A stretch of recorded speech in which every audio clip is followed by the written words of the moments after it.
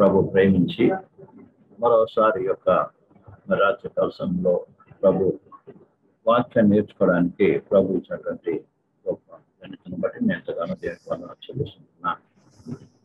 ప్రత్యేకించి మనము విశ్వాస భ్రష్టత్వం గురించి నేర్చుకుంటూ వస్తున్నాం. ప్రియమైన పిల్లారా, అంటే ఏ రకంగా ఒక విశ్వాసి దేవుని మీద ఉన్న నమ్మకాన్ని కోల్పోతాడు, ఎలాగో దేవుని నమ్మకాన్ని కోల్పోవటానికి ఈ లోకంలో రకరకాల కార్యాలు జరుగుతున్నాయి. అలాగే వారి యొక్క లక్షణాల గురించి కూడా మనం నేర్చుకుంటూ వస్తున్నాం. దీనికి ముందు యోసేపు రాసిన పత్రికలో ప్రియమైన పిల్లారా 2వ అధ్యాయం 3-4 వచనాల నుంచి కూడా విశ్వాసం నుంచి తొలగిపోయినటువంటి వారు ఏ రకముగా ఎలాంటి లక్షణాలు కలిగి ఉంటారు అన్న విషయాన్ని గురించి, అంత్యక్రీస్తు యొక్క లక్షణాలను బట్టి అంత్యక్రీస్తు ఆత్మ ఇప్పటికి కూడా క్రియ జరిగిస్తుంది అనే విషయాన్ని గురించి మనము అనేక విషయాలు నేర్చుకున్నాం. ఈ దినమున మరొక విషయాన్ని మనం ధ్యానించబోతున్నాం. ఇదే ధ్యానించబోయే వాక్య భాగం ఏంటంటే, మనందరూ కూడా పరిశుద్ధ గ్రంథం తెరిచి తిమోతి రాసినటువంటి మొదటి పత్రిక 1వ అధ్యాయము, తిమోతి రాసినటువంటి మొదటి పత్రిక 1వ అధ్యాయము 19వ వచనం చదువుదాం. అపోస్తలుడైన పౌలు తిమోతికి రాసినటువంటి మొదటి పత్రిక 1వ అధ్యాయము 19వ వచనం చదువుదాం. అట్టి మనస్సాక్షిని కొందరు త్రోసివేసి విశ్వాస విషయమై ఓడ బద్దలైపోయిన వారి వలె చెడిపోయి ఉన్నారు. 18 చదవమ్మ, 18, 19 రెండు కలిపి చదువుదాం అందరూ కూడా. నా కుమారుడవైన తిమోతి, నీవు విశ్వాసమును మంచి మనస్సాక్షియు కలిగిన వాడవై నిన్ను గూర్చి ముందుగా చెప్పబడిన ప్రవచనముల చొప్పున ఈ మంచి పోరాటము పోరాడవలనని వాటిని బట్టి ఈ ఆజ్ఞను నీకు అప్పగించుచున్నాను. అట్టి మనస్సాక్షిని కొందరు త్రోసివేసి విశ్వాస విషయమై ఓడ బద్దలైపోయిన వారి వలె చెడి ఉన్నారు. ప్రియమైన బిడ్డలారా, ఇక్కడ అపోస్తలుడైన పౌలు తిమోతి యొక్క విశ్వాస విషయమై ఆయన హెచ్చరిక చేస్తూ ఉన్నాడు. ఏమనంటే, ప్రియమైన బిడ్డలారా, నీవు విశ్వాసమును మంచి మనస్సాక్షి కలిగిన వాడవై నిన్ను గురించి ముందుగా చెప్పబడిన ప్రవచనముల చొప్పున ఈ మంచి పోరాటము పోరాడవలని వాటిని బట్టి ఈ ఆజ్ఞ మీకు అప్పగించుచున్నాను. అట్టి మనస్సాక్షి కొందరు త్రోసివేసి విశ్వాస విషయమైన ఓడ బద్దలై పోయిన వారి వలె చెడి ఉన్నారు. ఇక్కడ అపోస్తలుడైన పౌలు తిమోతికి 2 విషయాల గురించి చెప్తున్నాడు. ఒకటి విశ్వాసము, తర్వాత మంచి మనస్సాక్షి. అర్థమైందండి? బాగా అర్థం చేసుకోవాలి. ఒకప్పుడు మనం అందరము కూడా మన యొక్క మనస్సాక్షులు అనేటువంటిది చెడిపోయి ఉన్నది. ఒకప్పుడు అనగా మన ప్రభువైన యేసుక్రీస్తు విశ్వాసం ఉంచక మనకు మన యొక్క మనస్సాక్షి చెడిపోయి ఉన్నది. అందుకే మనము ఎన్ని తప్పులు చేసినా కూడా, ఎన్ని పాపాలు చేసినప్పటికీ కూడా, ప్రియమైన బిడ్డలారా, ఎలాంటి యొక్క తొందర లేకుండా నేను చేసేది కరెక్టు, ఇదే న్యాయమైనది అని అనుకుంటూ ఎంతో గర్వముతో విర్రవీగుతూ ఈ లోకంలో జీవించిన వారము. ఇందులో ఎలాంటి సందేహం లేదు. ఎవరు నీతిమంతుడుగా జీవిస్తున్నాడు అన్న యొక్క అభిప్రాయం చేత మన మనస్సాక్షి గర్జిస్తున్నప్పటికీ కూడా కొన్నిసార్లు దాన్ని తోసివేసి మన ఇష్ట ప్రకారం జీవించిన వారం. కానీ మన తండ్రి అయిన దేవుని ప్రేమను బట్టి, ప్రభువైన యేసుక్రీస్తుకి మహాకృపను బట్టి ఏదైతే రక్షణ సువార్తను, సత్య సువార్తను విన్నామో ఆనాడే మనం పాపలను గ్రహించి మన పాపాలన్నీ ఒప్పుకొని మారు మనసు పొంది ఏమయ్యాం, రక్షింపబడ్డాం. అనగా మన మనస్సాక్షి శుద్ధి చేయబడినది. ఆది నుంచి కూడా చిన్న పొరపాటు కూడా చేయకుండా ఒకరు చేసిన వెంటనే మనం గ్రహించిన వారమై, అవును నేను తప్పు చేశాను, నేను పొరపాటు చేశానని వెంటనే గ్రహించి వెంటనే దేవుని సభ ఒప్పుకొని తిరిగి యేసుక్రీస్తు రక్తం ద్వారా మనం శుద్ధి చేయబడి పరిశుద్ధపరచబడిన వారముగా మనము జీవిస్తూ ఉన్నాం. అయితే అట్టి మంచి మనస్సాక్షితో మనం అందరం కూడా ఏం కలిగి ఉన్నాం? దేవుని పట్ల విశ్వాసం కలిగిన వారు ఉన్నాం. అదే విశ్వాసముతో అంతం వరకు కొనసాగాలి. అలాంటి మంచి మనస్సాక్షితో కొనసాగాలి. ఎందుకంటే మనస్సాక్షి శుద్ధిగా లేకపోతే, ఆ మనస్సాక్షి శుద్ధత, ఆ మనస్సాక్షి యొక్క శుద్ధిగా లేకపోతే మనము ప్రియమైన పిల్లారా ఆటోమేటిక్ గా విశ్వాసం తొలగిపోవలసి వస్తుంది. అది నాడు మీరు చక్కటి మాట రాస్తున్నాడు. ఏం తెలుసా ప్రియమైన పిల్లారా, నీవేం చేయి, విశ్వాసమును ఏంటంట మంచి మనస్సాక్షి కలిగిన వాడవై ఉన్నాడు. మంచి మనస్సాక్షి ఒక విశ్వాసకు అవసరం. ఈ మనస్సాక్షిని ఏ మాత్రము కూడా ఏం చేయకూడదు తెలుసా, చెడగొట్టుకోకూడదు, పోగొట్టుకోకూడదు. అర్థమైందండి? ఎందుకంటే మనస్సాక్షి శుద్ధిగా ఉంటేనే నీవు నడిచేటువంటి దారి, నువ్వు వేసే అడుగులు ద్వారా సరి అయిందా కాదా అని తెలుస్తుంది. ఎందుకంటే దేవుడు మానవుని సృజించినప్పుడే మనలో, మన యొక్క ఆత్మలో మనస్సాక్షి అనేటువంటి యొక్క ఏమంటారు ఒక దానిని పెట్టాడు. అర్థమైందండి? ఈ మనస్సాక్షి ఎవరి కంట్రోల్లో ఉండదు. నువ్వు దేనైనా కూడా కంట్రోల్ చేయొచ్చు, కానీ మనస్సాక్షిని ఏం చేయలేదు, కంట్రోల్ చేయలేవు. ఎందుకంటే మనస్సాక్షి దేవుడు మానవుల్లో పెట్టింది, అది సాక్ష్యం ఇస్తూ ఉంటుంది. ఏమని? అందుకే దాని పేరు మనస్సాక్షి. కాన్షియస్ అంటారు, కాన్సైన్స్ అంటారు. అర్థమైందండి? కాబట్టి ఈ విషయాన్ని బాగా అర్థం చేసుకోవాలి. ఇది మనం కంట్రోల్ చేయలేము. ఒకరు తప్పు చేశావు, అర్థమైందండి, వెంటనే ఈ మనస్సాక్షి ఏం చెప్తుందంటే నువ్వు తప్పు చేశావు, నువ్వు దొంగతనం చేశావు, వస్తువు నీది కాదు అని హెచ్చరిక చేస్తూ ఉంటుంది. ఆ హెచ్చరికను ఆపలేవు. అర్థమైందండి? అది నేను గర్జిస్తుంటుంది, భయపెట్టిస్తుంది. అందుకే ఒక వ్యక్తి ఒక దొంగతనం చేశాడు అనుకో, నరహత్య చేశాడు, ఒక పాపం చేసేటప్పుడు వేసిన తర్వాత ఏం చేయవాడు, పరిగెత్తి పారిపోయి దాక్కుంటాడు. వాడికి నిద్ర పట్టదు. ఎప్పుడు కూడా ఏం చేస్తుంటాడు, భయముతో గడుపుతుంటాడు. ఎందుకు ఆ భయం వస్తుందంటే లోపల తాను చేసిన పాపం ఏం చేస్తుందంటే అతన్ని నిర్దోషిగా నిలబెడుతుంది. బహుశా మనుషులందరినీ కూడా నువ్వు మెప్పించవచ్చు, కానీ నీ మనస్సాక్షిని ఏం చేయలేవు, ఒప్పించలేవు, దాన్ని కంట్రోల్ చేయలేవు. అలాంటి యొక్క మనస్సాక్షిని దేవుడు మనలో పెట్టాడు. దీన్ని బట్టి మనం దేవునికి ఎంతగానో వందనాలు చెల్లించాలి. అర్థమవుతుందండి? మనస్సాక్షి అనేది ఒక డేంజర్ లైట్ లాంటిది. ఎప్పుడైతే తప్పు చేస్తున్నావు వెంటనే ఆ లైట్ వెలుగుతూ ఉంటుంది, నువ్వు తప్పు చేస్తున్నావు అని. అర్థమైందండి? ఆది మానవుడి ఆదాము అవలు ఒక పసి పిల్లల వలె వారు ఏదైనా తోటలో ఉన్నారు. వారు సిగ్గు పడట్లేదు. అంటే వాళ్ళ దృష్టి ఏ తప్పు లేదు.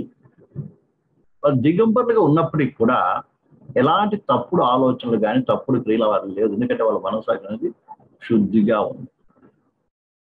ఒక పసిపిల్ల వంటి స్వభావం కలిగిన వారుగా ఉన్నారు. కానీ ఎప్పుడైతే దేవుడు వద్దన్న పండును తిన్నాడో వెంటనే అతను మనస్సాక్షి ఏం చేసింది? డేంజర్ లైట్ వెలగడం ప్రారంభించింది. వెంటనే ఇక్కడ భయము కలిగింది.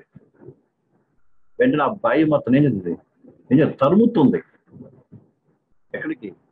చెట్టు తను దాక్కోవడానికి. భయం కలుగుతుంది దేవుని దగ్గర రావటానికి. మనం అర్థం చేసుకోండి.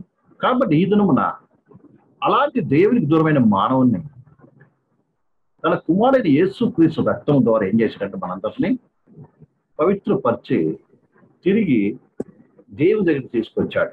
చూడండి, ఎబిరి రాసిన పత్రికలో మనం రాయబడుతుంది. ఎబిరి రాసిన పత్రిక 9వ అధ్యాయము 14వ వచనం చదవండి. ఎబిరి రాసిన పత్రిక 9వ 14వ వచనం. నిత్యుడగు ఆత్మ ద్వారా తన్ను తాను దేవునికి నిర్దోషినిగా అర్పించుకొనిన క్రీస్తు యొక్క రక్తము నిర్జీవ క్రియలను విడిచి జీవము గల దేవుని సేవించుటకు మీ మనస్సాక్షిని ఎంతో ఎక్కువగా శుద్ధి చేయును. జీవము గల దేవుని సేవించుటకు మన మనస్సాక్షిని ఏం చేస్తుందంటే ఎంతో శుద్ధి చేస్తుంది. మనం ఆల్రెడీ శుద్ధి చేయబడ్డాం. రక్తము ద్వారా మనం శుద్ధి చేసి ఏం తెలుసా, పరిశుద్ధ స్థలములో ప్రవేశించడానికి మనకేం చేస్తుంది? ధైర్యము కలగజేసింది. చూడండి, ఇదే 10వ అధ్యాయంలో 19, 20 చదవండి, కలిసి ఉంది. సహోదరులారా యేసు మన కొరకు ప్రతిష్ఠించిన మార్గమున అనగా నూతనమైనది జీవము గలదైన ఆయన శరీరము తెర ద్వారా ఏర్పరచబడినదైనా మార్గమున ఆయన రక్తము వలన పరిశుద్ధ స్థలమునందు ప్రవేశించుటకు నాకు ధైర్యము కలిగి ఉన్నది. పరిశుద్ధ స్థలములో ప్రవేశించుటకు ఏం కలిగింది? మనకి ధైర్యం వచ్చింది. ఎలాగో ఒకప్పుడు మానవుడు దేవుడు రావడానికి పారిపోయాడు, ఓరిపోయి దాక్కున్న వ్యక్తి. కానీ ఇతను దేవుడు రావడానికి ధైర్యం కలిగింది. ఎలాగంటే యేసుక్రీస్తు మరణము ద్వారా ఆయన కార్చి రక్తము మన మనస్సాక్షిని శుద్ధి చేసింది. అంటే మనలో ఉన్నటువంటి ఆ పాపం అంతా ఏం చేసి శుద్ధి చేసింది, పవిత్రపరిచేసింది, పాపాలను తీసేసింది, క్షమించాడు. చూడండి, కేవలం మన యేసును విశ్వాసం ఉంచడం వల్ల యేసు ప్రభు ద్వారా మన పాప క్షమాపణే కాకుండా పాపం జీవించి పవిత్రపరచబడ్డాం. అందుకే యోహానులో మొదటి యోహాను మనం చూసి 1:7 యేసుక్రీస్తు రక్తము ప్రతి పాపం మనం ఏం చేస్తుంది? పవిత్రంగా చేస్తుంది. అర్థమైందండి? యేసు మనం పరిశుద్ధపరచబడ్డాం.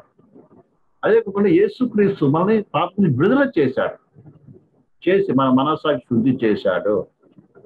అంటే ఎంత శుద్ధి చేశాడంటే ప్రియులారా, ఒక పసిబిడ్డ వంటి మనసులాగా. అందుకే రక్షణ పొందిన ఒక విశ్వాసి పసిబిడ్డతో పోల్చబడ్డాడు. ఉదాహరణకి పసిబిడ్డ అంటే ఒక వ్యక్తి యొక్క స్వభావం, అంతరంగ స్వభావం, మనసు ఇలా పరిశుద్ధంగా ఉండాలి.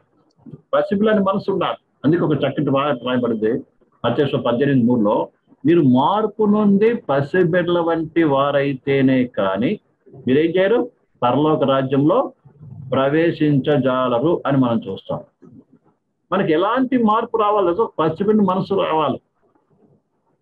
ఇది నా మనసు ఉందా? పసిబిడ్డ మనసు ఉంటే అర్థమేంటి తెలుసా? పసిబిడ్డలకి ఎలాంటి యొక్క చెడు ఆలోచన ఉండదు. తెలుసు మీకు? ఆదమవులు ఏ రీతిగా ఉన్నారు చూడండి. వాళ్ళు ఎలాంటి చెడు ఆలోచన వల్ల లేదు, పసిపిల్లలాగా ఉన్నారు. దిగంబరంగా ఉన్నప్పటికీ కూడా వాళ్ళు ఎలాంటి యొక్క చెడు తలంపులు రాదు. అనేకసార్లు నేను ఆలోచిస్తుంది నిజంగా, అంటే మన యొక్క మార్పు ఆ స్టాండర్డ్కి రావాలన్నమాట. ఒక విశ్వాసి కావచ్చు, ఎవరైనా కావచ్చు, పరలో ప్రవేశించాలంటే ఎలాంటి మనసు రావాలి? ఆత్మీయ విషయంలో నేను చెప్పేది పాపం విషయం అని చెప్పేది. పాపం అనేది మనలో ఉండకూడదు. పాపపు చూపులు, పాప ఆలోచనలు, పాప తలంపులు ఉండడానికి చెప్పారు. పసిబిడికి అవన్నీ ఏముండవు.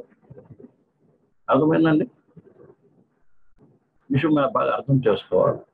ఆ స్టాండ్లో మనం ఆలోచన చేయాలి. అవును, పసిబిడ్డ వంటి స్వభావం రావాలి. అంత మార్పు పొందాలి మనం. దానిలో కోపం ఉండదు, అసూయ ఉండదు, గర్వం ఉండదు. అర్థమైందండి? ఎంతో తగ్గింపు ఉంటుంది, ఏం చెప్పినా నమ్ముతుంది. అనేక విషయాలు మీ పసిబిడ్డ మీ పిల్లలు చూడండి.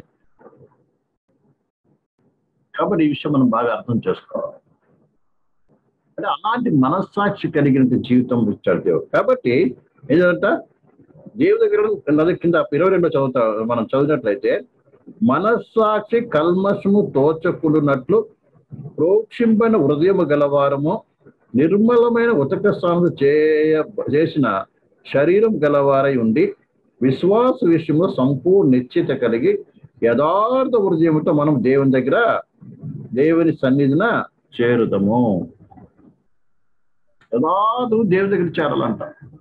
అంటే నీ హృదయములు ఎలాంటి యొక్క కపటము, వేషధానం ఎలాంటి ఉండకూడదు. శుద్ధి చేయబడిన మనస్సాక్షి, ఏ కల్మషం మీద కనబడగలదు. నువ్వు దేవుని దగ్గరికి వెళ్తున్నావు అంటే దేవుని ఆత్మ నీలో ఏ నేరారోపణ చేయకూడదు. నీ మనస్సాక్షి ఇది తప్పు నీలో ఉంది అని చేయకూడదు. నువ్వు ఈ పని చేస్తున్నావు, ఈ పొరపాటు నీలో ఉంది, ఈ స్వభావం నీలో ఉందని నేరారోపణ చేయకూడదండి. అంత శుద్ధీకరమైన హృదయం కావాలి, మంచి మనస్సాక్షి. ఒక పసిపిల్ల ఈ రీతిగా నమ్మత్తులో చెప్పిన మాట ఆ రీతిగా దేవుని వాక్యం అనేది నమ్మాలి. ఒకటి మనం అలాగే నమ్మాం, రెండోసారి ఆలోచన చేయలేదు. యేసుప్రభుని నమ్మాం, సువార్త మనకు వచ్చినప్పుడు వెంటనే నమ్మి విశ్వసించి ఏం చేసి మనం రక్షింపబడ్డాం. అదే యొక్క నిష్కపటమైన విశ్వాసముతో ఏం చేయాలి? చివరి వరకు కొనసాగాలి. మంచి మనస్సాక్షి కలిగి ఉండాలి. అందుకే ప్రియమైన పిల్లారా, అపోస్తలుడు పౌలు కూడా ఒక మాట, చక్కటి మాట అంటాడు. అపోస్తలుల కార్యంలో అపోస్తలుల కార్యము 24:16. ఏం చదువు మంచిగా 24:16 చోట వేరే మాట చదవండి. ఇది కూడా ఓకే. ఈ విధముగా నేనును దేవుని ఎడలను మనుషుల ఎడలను ఎల్లప్పుడూ నా మనస్సాక్షిని నిర్దోషమైనదిగా ఉన్నట్లు అభ్యాసము చేసుకొనుచున్నాను అంటున్నాడు. చూడండి, ఈ వాక్యం జాగ్రత్త మనము గమనించినట్లయితే పౌలు చెప్తున్నారు. అర్థమైంది ఏమని చెప్తున్నాడు కదా? ఈ విధముగా నేనును ఏంటంట దేవుని ఎదుట మనుషుల ఎదుట ఎల్లప్పుడూ నా మనస్సాక్షి నిర్దోషమైనదిగా ఉన్నట్లు అభ్యాసము చేసుకున్నాడంట. అంటే ఏంటి అర్థము? ఏ దినమైతే నేను శుద్ధి చేయబడ్డానో, నా మనస్సాక్షి శుద్ధి చేయబడిందో, శుద్ధి చేయబడితే అర్థం ఏంటిది? తిరిగి నీ పాపాలు జ్ఞాపకము చెయ్యదు. నీ పాపాలు మరలి జ్ఞాపకంతో రాదు. దేవుడు ఒకసారి క్షమించిన తర్వాత, నీ హృదయం శుద్ధి చేయబడిన తర్వాత ఏంటండి? మరలా నీ పాపాలు జ్ఞాపకం చెయ్యదు, నేరారోపణ చెయ్యదు. కాబట్టి ఆ స్థితి నుంచి కూడా మన జీవిత కాలం అంతా కూడా అదే మనస్సాక్షితో నడవడం నేర్చుకోవాలి. అంటే మళ్ళీ దేవుని ఇక్కడ 2 విషయాలు, దేవుని ఎదుటనంట, మనుషులు ఎదుటనంట. ఇద్దరి పట్ల ఏం కలిగి ఉండాలంట? మంచి మనస్సాక్షి కలిగి నడుచుకోండి. చాలా చాలా చాలా ఇంపార్టెంట్. అందుకని ఎప్పుడు కూడా మనస్సాక్షి హెచ్చరించేది ఏ మాత్రం ఏం చేయకూడదు, అశ్రద్ధ చేయకూడదు. అర్థమైందండి? ఇటువంటి మంచి మనస్సాక్షితో ఏం చేయాలంటే విశ్వాసం, దేవుని పట్ల విశ్వాసం కలిగి ఉండాలంట. అర్థమైందండి? దేవుని విరోధంగా నడుస్తూ మళ్ళీ దేవుని మీద నమ్మకమైన విశ్వాసం చెప్పుకుంటే ప్రయోజనం లేదండి. కాబట్టి నీ విశ్వాసము ఎలా ఉండాలంటే దేవుని మీద మంచి మనస్సాక్షితో విశ్వసించాలి. ఉదాహరణకు ఒక పసిబిడ్డ ఏ రీతికి నమ్ముతుందో, అందుకే యేసు ప్రభువు పసిపిల్లలాగా దేవుని రాజ్యాన్ని అంగీకరించిన వాడు పరలోకంలో ప్రవేశించడం అన్నాడు. చెప్పింది నమ్మాలంతే. చాలాసార్లు మన పిల్లలకి వాళ్ళని ఏం చేయాలి, డీజీ వాచ్ కొట్టడానికి, వారిని ఏదో మభ్య పెట్టడానికి ఎన్నో లేనిపోయిన కథలు చెప్తాం. వాళ్ళు కూడా ఏం చేస్తారు, ఆ కథలు కళ్ళు మూసుకుని నమ్మేస్తారు. అర్థమైందండి? చెప్తాం, మా డాడీ చెప్తాం, నమ్మేస్తారు అంతే. కావాలే పడుకోకపోతే ఓ బూచోడు వస్తున్నాడు, దెయ్యం వస్తున్నాడు, ఎదురు భయపెట్టిస్తారు కొంతమంది. నిజమైన నమ్మకం ఏం చేస్తారు, వాళ్ళు నమ్మేసి పడుకొని నిద్రపోతారు. అంటే చెప్పింది ఏదైనా కూడా ఏదో ఆలోచన చేయకుండా ఏం చేస్తారు, నమ్ముతారు. అంటే దాని విషయం దేవుని విషయాల్లో కూడా ఏం చేయాలి తెలుసా, అలాంటి యొక్క నిష్కపటమైన మనస్సాక్షితో ఏం చేయాలి, విశ్వసించాలి. విశ్వాసం ఏంటిది? దేవుడు చెప్పాడు, నేను చేస్తున్నాను. దీని మధ్యలోకి ఏ ఆలోచన ఉండకూడదండి. అది నిష్కపటమైన విశ్వాసం అంటే. అందుకే మొదటి తిమోతిలో కూడా చెప్తాడు చూడండి, నిజమైన ఉపదేశానుసారం ఏమనగా 1వ అధ్యాయము 5వ వచనం చదవండి. 1:5. ఉపదేశానుసారం ఏదనగా పవిత్ర హృదయం నుండి మంచి మనస్సాక్షి నుండి నిష్కపటమైన విశ్వాసము నుండి నిష్కపటమైన విశ్వాసం నుండి కలుగు ప్రేమయే. ఇక్కడ చెప్తున్న మాట ఏంటి తెలుసా? మొట్టమొదటి ఏంటంటే పవిత్రమైన హృదయము, రెండవది మంచి మనస్సాక్షి. మంచి మనస్సాక్షి అంటే ఏంటిదండి? నిష్కపటమైన మనస్సాక్షి అంటున్నాడు అక్కడ. మంచి మనస్సాక్షి అంటే దాని అర్థం ప్రియులారా, మనసులో ఏ కల్మషం ఉండకుండా నిష్కపటమైన మనస్సాక్షితో ఏం చేయాలి తెలుసా, ప్రభువు మీద నమ్మకం పెట్టాలి. దాంట్లో ఎలాంటి అనుమానం లేకుండా. మనలో విశ్వాసం చాలా అనుమానాలు ఉంటాయి మనకి. విశ్వాసం అంటే మనం దేనికి నమ్ముతున్నామో అది యేసు ప్రభు కావచ్చు ప్రియమైన పిల్లారా, లేకుంటే ప్రియులారా దేవుని వాక్యం విషయంలో కావచ్చు, మనకు చాలా అనుమానాలు ఉంటాయి. ఇదిలో మనకి ఎంత విశ్వాసం ఉంది ప్రభు చెప్పిన మాటకి. అవును, ప్రభు వాక్యం ఇది చెప్తుంది, ప్రభు ఉపదేశం ఇది చెప్తుంది, కాబట్టి నేను ఆ ప్రకారమే అడుగులు వేస్తాను. ఏ పరిస్థితి అయినా నాకు రాని, ప్రభు నాకున్నాడు, నేను ప్రభు చెప్పిన ఆజ్ఞని గైకొంటాను. అది ఎలేమనగా నా ప్రభు నమ్మకము. ఎలాంటి లోపల అనుమానం లేకుండా ఎంతమంది మనం ప్రభు మీద నమ్మకం పెడుతున్నాం?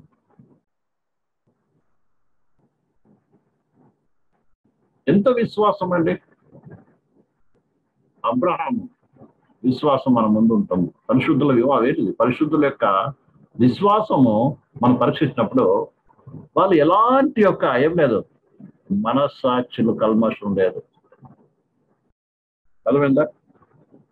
మనస్సాక్షి లేదు. విశ్వాసం ఏం చేశారు? మంచి మనస్సాక్షిని గైకొన్నారు.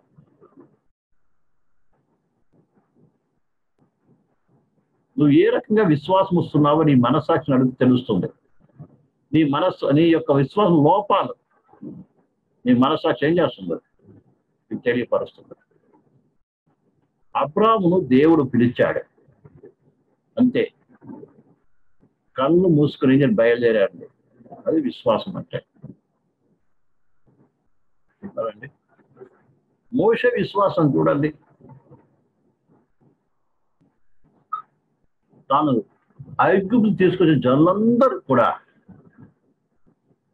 ఆయనకు వ్యతిరేకంగా రాళ్ళు పట్టుకున్నప్పుడు ఆయన రాళ్ళ వైపు చూడలేదు, కానీ ఎవరైపు చూశాడు తెలుసా? తను పిలిచిన ప్రభు వైపు చూశాడు. కారణం ఏంటి? అతను మంచి మనస్సాక్షి కలిగిన వాడు. విశ్వాసం ఏముంది? ఎలాంటి విశ్వాసం అయింది?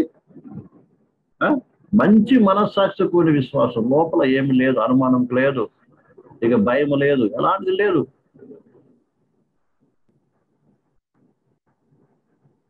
అదండి మంచి మనసు గైకొండం. అలా చాలా ఉదాహరణలు బైబిల్లో చెప్పుకోవచ్చు మనం. పేతురు సముద్రంలో అడుగు వేయబట్టి వేశాడు. ఈ దినం ప్రభు వాక్యము మనం గైకొనటానికి చాలా ఆలోచన చేస్తాం. చెప్తారండి, బహుశా ఈ రోజే నువ్వు సేవకు రావాలి అని పిలిచాడు అనుకోండి, అదేవిధంగా రేపే అన్ని పనులు గిల్లు వదులుకు తట్టబడ చదువుకొని బయలుదేరు, పలానా గ్రామానికి లేదా పలానా ఊరికి పలానా ప్రదేశాన్ని నడు అని ప్రభు ఒకవేళ చెప్పాడు అనుకోండి, ఎంతమంది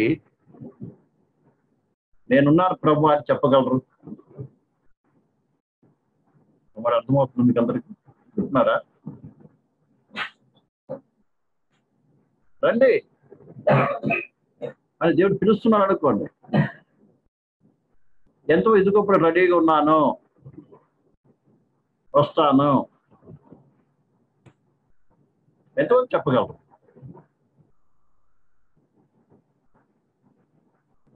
మనలో చాలా మందికి లేదు ఆ యొక్క మంచి మనస్సాక్షి కూడిన విశ్వాసం.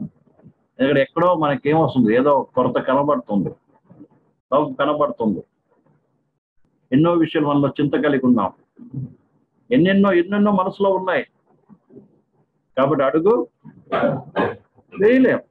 ఒక నిజంగా మనస్సాక్షి అంటే మంచి మనస్సాక్షితో నువ్వు ప్రభువునందు విశ్వాసం ఉంచున్నట్లయితే ఈ రాత్రి ప్రార్థన చేయగలవు. ఏమో తెలుసా, ప్రభువా ఏదో నీ వాక్యం నాతో మాట్లాడావు, నేను మంచి మనస్సాక్షి నేను విశ్వసిస్తున్నాను ప్రభు, నీ చిత్తం నేను చేయటానికి నేను సిద్ధంగా ఉన్నాను, మరి నువ్వు నడిపించు అనే చేయగలను. ఈ రాత్రి ప్రార్థన చేయగలవు, ఈ రాత్రి ప్రభు ఆత్మను అప్పగించుకోగలవు. కానీ ఇద్దరం ప్రభు వెంబడించడానికి ఏం లేదు. కానీ మంచి మనస్సాక్షి అనేది లేదు, మంచి మనస్సాక్షి ఉన్న విశ్వాసం అనేది లేదు. ఈ విషయం బాగా అర్థం చేసుకోవాలి. తిమోతి నిజంగా మంచి మనస్సాక్షి కలిగిన వ్యక్తిగా ఉన్నాడు. అంటే మంచి తిమోతి యొక్క విశ్వాసము మంచి మనస్సాక్షితో కలిగిన వాడుగా ఉన్నాడు. అందుకే ఎప్పుడైతే పౌలుకి తిమోతి పరిచయం అయ్యాడో కదండి, మనం బహుశా అపోస్తలుల 16వ అధ్యాయం అనుకుంటాం, 16వ అధ్యాయం చదువుదాం. 16 అపోస్తలుల కార్యములు 16వ అధ్యాయము 16 1-2 వచనం చదవండి.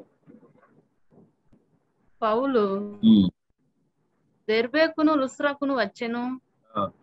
అక్కడ తిమోతి అన్న ఒక శిష్యుడు నేను అతడు విశ్వసించిన ఒక యూదురాలి కుమారుడు. అతని తండ్రి గ్రీసు దేశస్థుడు. అతడు లుస్త్రాలోను ఈకొనియాలోను ఉన్న సహోదరుల వలన మంచి పేరు పొందినవాడు. అతడు తనతో కూడా బయలుదేరి రావాలని పౌలు కోరి అతన్ని తండ్రి గ్రీకు దేశస్థులని ఆ ప్రదేశంలోని యూదులకందరికి తెలియను కనుక వారిని బట్టి అతను తీసుకుని సున్నతి చేయించాను. వారు ఆయా పట్టణంలో ద్వారా వెళుచు యెరూషలేములో ఉన్న అపోస్తలుల పెద్దలు నిర్ణయించిన విధులను గైకొనుటకు వాటిని వారికి అప్పగించరి. ఇక్కడ బాగా అర్థం చేసుకోవాలి. ఇక్కడ దర్బేకు వచ్చినప్పుడు దర్బేకును లుస్త్రాకు వచ్చినప్పుడు అక్కడ తిమోతి అనేటువంటి ఒక శిష్యుడు ఉన్నాడు. అతను ఎవరంటే అతని తండ్రి ఏమో అన్యుడు, గ్రీకు దేశస్థుడు, తల్లి ఏమో యూదురాలు, తల్లి అమ్మమ్మ కూడా. కానీ వాళ్ళు పెంచిందంతా కూడా ఎలా పెంచారు? యూదుల ఆచార ప్రకారం యూదుల పద్ధతిలో పెంచారు, కానీ సున్నతి చేయించలేదు. కారణం వాళ్ళ తండ్రి ఒప్పుకోలేదు కాబట్టి. అర్థమవుతుందండి. అయినప్పటికీ కూడా ప్రియులారా అక్కడ రాయబడింది ఒక శిష్యుడు ఉండెను, దేవుని సేవించడానికి సిద్ధముగా ఉన్నట్టుగా మనం చూస్తాం. తిమోతి తన యొక్క తల్లి ద్వారా, తన అవ్వ ద్వారా ఏ స్థితికి ఎదిగాడంటే దేవుని సేవ చేయడానికి సిద్ధంగా ఉన్నాడు, రెడీగా ఉన్నాడు. ఆ విషయాన్ని ప్రియులారా పౌలు విన్నప్పుడు, పౌలు తెలుసుకున్న అంటే ఎప్పుడైతే పౌలు క్షమించాలి, ఎప్పుడైతే పౌలుకు పరిచయం అయ్యిందో వెంటనే పౌలు అన్నాడు, నువ్వు నా వెంబడి రావాలన్నాడు. వెంటనే బయలుదేరి వెళ్ళిపోయాడు. ఇక్కడ ప్రభు చెప్పలేదు ఆయనకి, ఆయన సిద్ధంగా ఉన్నాడు, మంచి మనస్సాక్షి, దేవుని పట్ల విశ్వాసం కలిగి ఉన్నాడు. ఇద్దరు ఎంతమంది మంచి మనస్సాక్షితో సిద్ధపడిన వారు ఉన్నారు ప్రభు చిత్తాన్ని చేయటానికి, ప్రభు చెప్పి నడవటానికి. మంచి మనస్సాక్షితో విశ్వసించాలి మనం. మన విశ్వాసము మంచి మనస్సాక్షితో కూడినై ఉండాలి. అది లేకపోతే ప్రియమైన ద్వారా మనం ఎప్పటికీ ఏం చేయలేము, ముందుకు సాగలేము. విశ్వాస జీవితం కావచ్చు, సేవా జీవితం కావచ్చు, ఏదేమైనా దేవుని చిత్తం చేయటానికి ఏం కలిగి ఉండాలి, దేవుని మీద విశ్వాసం కలిగి. ఎలాంటి విశ్వాసం అంటే మంచి మనస్సాక్షితో రమ్మని వెళ్ళిపోయాడు అంతే. ఇదిలో దేవుడు మనతో మాట్లాడుతున్నా కూడా మనం ఏంటి అడుగులు ముందుకు వెళ్ళిన పరిస్థితితో చాలా మంది ఉన్నారు. సేవకులు చెప్తే వింటారా? దేవుడు చెప్తే వినం, మీకు సేవకులు చెప్తే ఎట్లా వింటాం? తిమోతికి దేవుడికి చెప్పలే పౌలుతో పాటు వెళ్ళమని. పౌలు చెప్పాడు, నాతో పాటు రామన్నాడు, బయలుదేరాడు. పౌలు చెప్పినట్టుగా చివరి వరకు పౌలు బతికినంత కాలం ఆయన వెంబడి ఆయనతో పాటు ఉన్నట్టుగా మనం చూస్తాం. వాక్యం దీవించున్నారు. కళ్ళు మూసుకుని ప్రార్థన చేస్తాం. Hallelujah, praise the Lord, praise the Lord, praise the Lord, praise the Lord, praise the Lord. స్తోత్రం నాయన, స్తోత్రం ప్రభు. ఈ రాత్రి కాల సమయంలో దేవుని వాక్యం విన్న ప్రియ సహోదరి సహోదరుడా, నీ విశ్వాసము ఎట్టి మనస్సాక్షితో నువ్వు గైకొనుచున్నావు. సార్ నిన్ను పరీక్ష చేసుకో. మంచి మనస్సాక్షితో నువ్వు విశ్వాసం కలిగి ఉన్నట్లయితే మాత్రమే నీవు అందరికీ చేరగలవు. లేకపోతే నీ విశ్వాసం ఓడ బద్దలైపోతున్నట్టుగా మధ్యలో దేవుని అందులో విశ్వాసం తొలగిపోయే అవకాశం ఉంది. అందుకని ప్రియ సహోదరి సహోదరా, మంచి మనస్సాక్షితో నీ విశ్వాసాన్ని కొనసాగించాలి. నీ విశ్వాసం దేన్నో ఆధారం చేసుకుని ఉంటుంది. అందుకే కొరింథీయులో రాయబడినటువంటి మాట 2వ అధ్యాయంలో మనం చదువుతాం. మీ విశ్వాసము మనుషుల జ్ఞానం ఆధారం చేసుకుని ఉండక దేవుని శక్తిని ఆధారం చేసుకుని ఉండవాలని కోరుకుంటున్నాను అంటాడు. నీ విశ్వాసం మనుషుల జ్ఞానాన్ని అనుసరించి కాదు, దైవ శక్తిని ఆధారం చేసుకుని ఉండాలి. అపోస్తలుడైన పౌలు యొక్క ప్రయాణం చూసినప్పుడు ఓడంతా తుఫాను పుట్టుకొని పోతుంది ఓడ.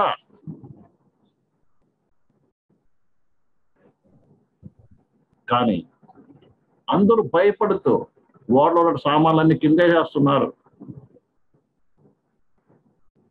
ఎన్నెన్నో చేస్తుంటే పౌలు చెప్పిన ఒక మాట, అయ్యలారా,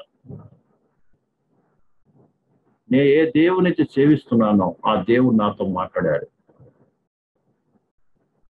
హాని కలిగితే ఓడ కలుగుతుంది, కానీ మనకి ఎవరికి అపాయం రాదు. కాబట్టి ఇప్పటికే 14 రోజులు భోజనం లేకుండా ఉన్నాం. మనం ఆహారం తింటే మన ప్రాణరక్షణ ఉపయోగపడుతుందని చెప్పి అంత గాలి తుఫాన్లో కూడా ఆయన అందరిని హెచ్చరిక చేసి రొట్టె తెరిచి తిన్నట్టుగా మనం చూస్తాం. సార్ ఆయన పరిస్థితి చూసి భయపడలే, కేవలం దేవుని మాట మీద నమ్మిక పెట్టాడు. ఆల్రెడీ చెప్పాడు నువ్వు కైసరు ముందు నిలబడాలన్నాడే. అంటే నమ్మకం ఏ రీతిగా నేను కైసరు ముందు నిలబడతాను అంటే రోమాపురికి చేరుతాను నేను అని దేవుడి మాట మీదనే విశ్వసించాడు. పరిస్థితుల వైపు చూడలేదైనా. పరిస్థితి ఏమైంది? కొన్ని రోజుల నుంచి ఏమిటి 14 రోజులు భోజనం చేయలేదట అక్కడ ఎవరు కూడా. అంత భయంకర గాలి తుఫాన్లో కొట్టుకొని పోతుంది ఏంది ఓడ. కానీ ఈయన ధైర్యపడి ఈయన విశ్వసించి అందరిని బలపరిచిన వారు కనబడుతున్నారు. అది విశ్వాసం అంటే. అది విశ్వాసం అంటే ఏ ఆధారం లేని సమయంలో కూడా దేవుని మార్గ ఆధారం చేసుకుని జీవిస్తున్నాడు. విశ్వాసం మనం అందరికి కలిగి ఉండాలని దేవుని వాక్యం మనం పరిశీలన చేసుకుంటాం. మనం కూడా మంచి మనస్సాక్షితో విశ్వాసం కొనసాగిద్దాం. ప్రభు ఆత్మ ఆనందనానికి నడిపించు. స్తోత్రం తండ్రి, మహోన్నతుడ, మహాపరిశుద్ధుడ, అత్యున్నత తండ్రి, ఈ రాత్రికాల సమయంలో నీ ప్రజల ముందు నీ వాక్యాన్ని చదువుకుంటున్నా. నిజంగా మేము మంచి మనస్సాక్షి కలిగిన వారు ఉన్నామో లేదో, మంచి మనస్సాక్షి కలిగి విశ్వాసంలో కొనసాగుతున్నాము లేదన్నట్టు పరీక్షించుకోవడం. ఏదేమైనా ప్రభు మేమందరం కూడా మంచి మనస్సాక్షి కలిగిన వారు ఉండాలి. దయచేసి అది మంచి మనస్సాక్షితో ప్రభా నేను సేవించడానికి వెంబడించడానికి దయచేసి అంతవరకు మా ప్రయాణం కొనసాగుతుంది. విశ్వాసంలో కర్త అయినట్టు నీ వైపు చూస్తూ ప్రయాణం చేయడానికి దయచేయమని విశ్వాసం నిధింపచ్చేది. ఈ రాజకీయ కొంచెం ఒక్కటి కూడా కావాల్సిన తిరిగి కలిసి కృపగా మంత్రం మధ్య కలుసుకున్నట్టు దయచేసి మహిమ కదా నీకు ఏ సమయంలో అవసరం ఉంటుంది. మన తండ్రి దేవుని ప్రేమయు మన యేసుక్రీస్తు పరిశుద్ధాత్మక నేను సహవాసం లోక సకల పరిశుద్ధులకు కూడా అందరికి కూడా యేసుక్రీస్తు నామములో వందనాలండి.